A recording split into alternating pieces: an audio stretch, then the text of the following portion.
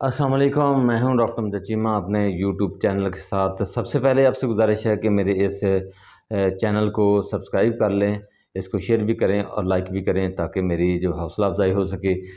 नाज़रीन कराम, आज हम 3 मौजू पे बात करेंगे। चौथा मौजू भी है। चौथा मौजू एंड पे आपको बताएंगे। वो कैदी नंबर 804 के मुतल्लिक़ है। मौजू कौन से हैं आज? पहला मौजू हम बयान करेंगे लंदन सियासत का मरकज़। दूसरा मौजू है रावलपिंडी के अंदर अरबों दरियाफ्त। और तीसरा मौजू है हमारा काजी ईसा फ़ायज़ की बतौर चीफ जस्टिस हलफ बर्दारी और हलफ उठाना। ये है 3 मौजू, इस पे बात करेंगे। आखिर पे हम कैदी नंबर 804 के बारे में ज़रूर गुफ्तगू करेंगे, उसको ज़रूर मुलाहज़ा फरमाइएगा, सुनिएगा ज़रूर। और जैसा कि मैं हमेशा एंड पे कैदी नंबर 804 की गुफ्तगू करता हूँ, जो ताज़ा तरीन गुफ्तगू है वो भी आपको सुनाएंगे, वो सुनिएगा ज़रूर। आइए, सबसे पहले लंदन के अंदर सियासत अरूज पर है इस वक्त। जहाँ पर नवाज शरीफ की वापसी की खबरें हैं, वहाँ पर यहाँ से सियासतदान वहाँ पर पहुँचे हैं और नून लीग को ज्वाइन कर रहे हैं। एक बहुत बड़ा सियासतदान जिसका फैसलाबाद से ताल्लुक़ है और जिसकी वजह से शायद नून लीग के अंदर जान पड़ गई है। नून लीग अब हारेगी नहीं, किसी कीमत पर भी नहीं हारेगी, और उसने जो है वो नून लीग को ज्वाइन किया है। फैसलाबादी की शख्सियत हैं राजा रियाज, उन्होंने नून लीग को ज्वाइन किया है, नवाज शरीफ से मुलाकात की है और नवाज शरीफ से मुलाकात करके अपनी वफादारी का इजहार किया है और उम्मीद की जा सकती है कि उनको आइंदा टिकट भी मिल जाएगा फैसलाबाद के अंदर। और यहाँ सियासत के हलकों में उनकी नून लीग के अंदर एंट्री जो है, नून लीग के अंदर शामिल होना जो है, ये बहुत खुशाइंद और नून लीग को बहुत ज़्यादा ताकतवर गिना जा रहा है सिर्फ एक सियासतदान की वजह से।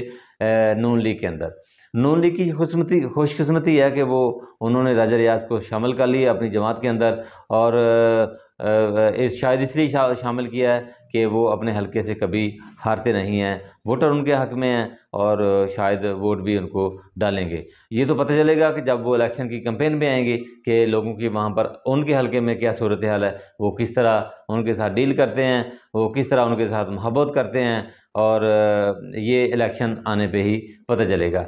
इसके अलावा बहुत बड़े सियासतदान इस वक्त जो है वो लंदन के अंदर हैं। लंदन के अंदर मुख्तलिफ बातें, मुख्तलिफ मुलाकातें, मुख्तलिफ जो सरगर्मी, सियासी सरगर्मियाँ हैं वो इस वक्त जारी हैं। अता तारड़ भी लंदन में पहुंच चुके हैं और जिस तरह उनका इस्तकबाल हुआ है लंदन के अंदर, या अभी जो मुख्तलिफ लोगों से वो मिलते हैं या रास्ते में मिलते हैं, जो जिस तरह लोग उनकी आओ भगत करते हैं वो आप लोगों ने देख ली होगी। वो मैं थोड़ा सा आपको बता देता हूँ कि वहाँ पर लोगों के ज़ुबानों पर गालियाँ हैं, लोगों को देखकर गालियाँ निकालते हैं, लोग सरेआम गालियाँ निकालते हैं और चोर चोर के नारे लगाते हैं। ये इनकी इज़्ज़त अफजाई वहाँ पर लंदन के अंदर। मज़े की बात यह है कि पाकिस्तान के अंदर ये धौंस धांधली और ये सारा काम जो है ये करते हैं, लोग इनसे डरते हैं, इसलिए ये काम नहीं, यहाँ पर नहीं करते। लेकिन लंदन के अंदर क्योंकि ये कुछ कर नहीं सकते, इसलिए वहाँ पर लोग आज़ादाना तौर पर गुफ्तगू करते हैं। वहाँ पर लोग आज़ादाना तौर पर इनको गालियाँ निकालते हैं।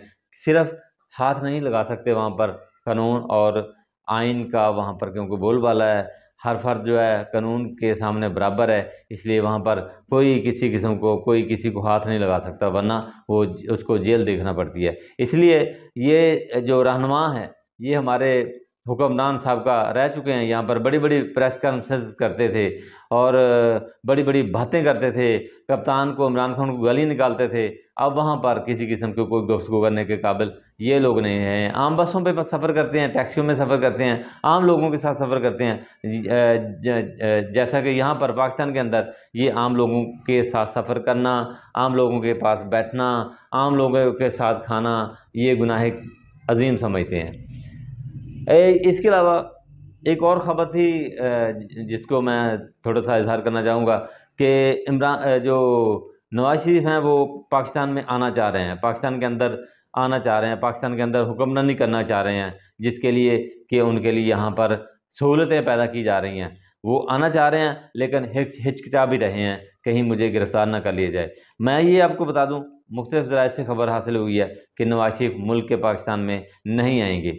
दूसरी बात, अगर आएंगे तो यहाँ पर गिरफ्तार कर लिया जाएगा और ये उनके लिए बहुत बड़ा ट्रैप है। ٹریپ بچھایا جا رہا ہے ان کے لیے، ٹریپ کیا جا رہا ہے، جو ہی وہ آئیں گے ان کے دوبارہ کیسز کھل جائیں گے اور وہ دوبارہ گرفتار ہو جائیں گے اور جیل کے سلاخوں کے اندر رہیں گے۔ یہ ان کے لیے ایک ٹریپ تیار کیا گیا ہے۔ وہ یہ خبریں بھی ہیں اور یہ خبریں بھی ہیں کہ نواز شریف جو ہے وہ نہیں آئیں گے، اور میرا ذاتی خیال ہے کہ نواز شریف جو ہے وہ ملک پاکستان میں نہیں آئیں گے۔ ان کو بتایا جی گیا ہے، ان کے وکلا یہ بتا رہے ہیں کہ آپ جب جائیں گے تو پنجاب حکومت کے پاس اختیار ہے کہ 2-3 دن آپ کو رعایت دیں گے، اس وقت تک آپ عدالتوں سے اپنی ضمانت حاصل کریں گے، اور ضمانت حاصل کرنے کے بعد پھر آپ کے کیس جو ہیں وہ معاف کر دیے جائیں گے۔ یہ ان کو بتایا جا رہا ہے۔ ان کے جو وکیلوں کے موری ہیں، یعنی بڑے وکیل ہیں جو ان کو مشورہ دیتے ہیں، وہ اعظم نذیر تارڑ ہیں۔ اعظم نذیر تارڑ نے یہ ان کو مشورہ دیا ہے کہ جب جو ہی آپ جائیں گے پنجاب حکومت آپ کو سہولت دے گی، 2-3 دن کے لیے ان کے پاس اختیار ہے، گرفتار آپ نہیں ہوں گے، اس کے بعد آپ عدالتوں سے ضمانت حاصل کریں گے۔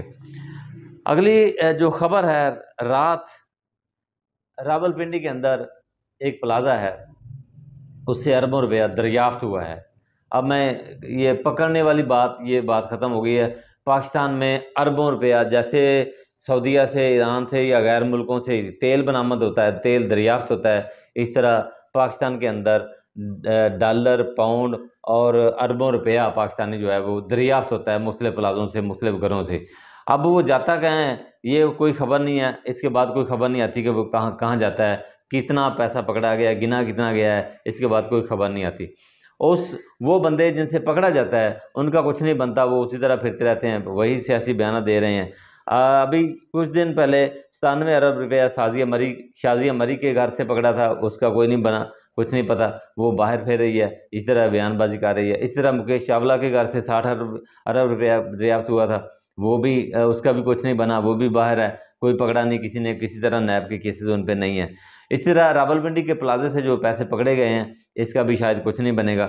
اب یہ جو راولپنڈی کے پلازے سے پیسے پکڑیں گے، پلازہ شیخ افتخار عادل کا ہے، اور یہ کہا جاتا ہے یہ مختلف سوسائٹیز بناتے ہیں، یہ انویسٹر بھی ہیں اور یہ ٹھیکیدار بھی ہیں، اور یہ مختلف سوسائٹیز بناتے ہیں، کالونیاں بناتے ہیں اور لوگوں کو پلاٹ بھی دیتے ہیں۔ جیسا کہ مختلف سکنڈلز آئے ہیں، پہلے لوگ پیسہ دے دیتے ہیں قسطوں کی شکل میں، یہ لوگ ان سے لے لیتے ہیں اور بعد میں پلاٹ نہیں دیتے ہیں۔ ممکن ہے یہ ایسا کوئی پیسہ یہاں پر انہوں نے چھپا کے رکھا ہو، یا یہ اور بھی وجہ ہو سکتی ہے، یہ پیسہ لیگل ہو اور قانونی اور کیونکہ کاروباری حضرات جو ہے اس طرح کا پیسہ رکھتے ہیں، اور اس پیسے کو روزمرہ کیونکہ انہوں نے چلانا ہوتا ہے، اس لیے وہ جو ہے نا وہ گھروں کے اندر یہ پیسہ رکھ لیتے ہیں۔ لیکن ابھی تک اس قسم کی کوئی اطلاع وصول نہیں ہوئی ہے کہ ان کو پیسہ واپس کر دیا یا کیا بنا، ان کو گرفتار کر لیا یا نہیں، یہ پیسہ غیر قانونی تھا یا قانونی تھا، کسی قسم کی کوئی اسٹیٹمنٹ FIA کی نہیں آئی ہے۔ اس کے علاوہ تیسری خبر جو ہے وہ قاضی فائز عیسیٰ کی ہے، جو Pakistan supreme court of Pakistan کے نئے چیف جسٹس آف پاکستان آج بن گئے ہیں۔ اس سے پہلے کل ان پہ ایک اپلیکیشن بھی دی گئی تھی، درخواست بھی دی گئی تھی سپریم جوڈیشل کونسل کے اندر، کیونکہ ان کی وائف کے اوپر کیسز تھے، باہر منی لانڈرنگ کے کیسز تھے، جو 2 سال پہلے کیسز چلتے رہے ہیں، جو عمران خان کے دور میں کیسز چلتے رہے ہیں، جو کہ عمران خان نے بعد میں کہا تھا کہ یہ اسٹیبلشمنٹ نے مجھے کہا تھا، یہ اسٹیبلشمنٹ نے کیس کروایا تھا، میں اس کیس کے حق میں نہیں تھا۔ تو یہ وہی درخواست ان پہ دی گئی تھی تاکہ یہ حلف نہ اٹھا سکیں۔ آج انہوں نے حلف اٹھا لیا ہے۔ امید کی جا سکتی ہے کہ وہ آئین اور قانون کی بالادستی کے لیے کام کریں گے، ملک پاکستان کو آگے بڑھنے کے لیے روشن جو ہے وہ جگہ دیں گے، ملک و پاکستان کی ترقی کے لیے کام کریں گے، غریبوں کے لیے کام کریں گے، غریبوں کے جیسے وہ پہلے کام کرتے رہے ہیں، آئین اور قانون کی بالادستی، اس طرح وہ کام کریں گے، امید یہی کی جا سکتی ہے۔ اور بعض حلقوں میں تشویش کی لہر بھی دوڑی ہے ان کے چیف جسٹس کا حلف اٹھانے سے۔ ایک پاکستان تحریک انصاف کے اندر یہ لہر دوڑی ہے، کیونکہ کہا جاتا رہا ہے کہ جب یہ چیف جسٹس بنیں گے تو تحریک انصاف کے لیے بھاری ہوگی، لیکن امید کی جا سکتی ہے کہ یہ آئین اور قانون کو مد نظر رکھتے ہوئے سارے فیصلے جو ہیں وہ کریں گے، سب ان کے لیے آئین اور قانون کے برابر ہوں گے۔ ناظرین کرام، اب آخر پہ میں ذکر کروں گا قیدی نمبر 804۔ بہت انٹرسٹنگ صورتحال پیدا ہو گئی ہے یہاں پر۔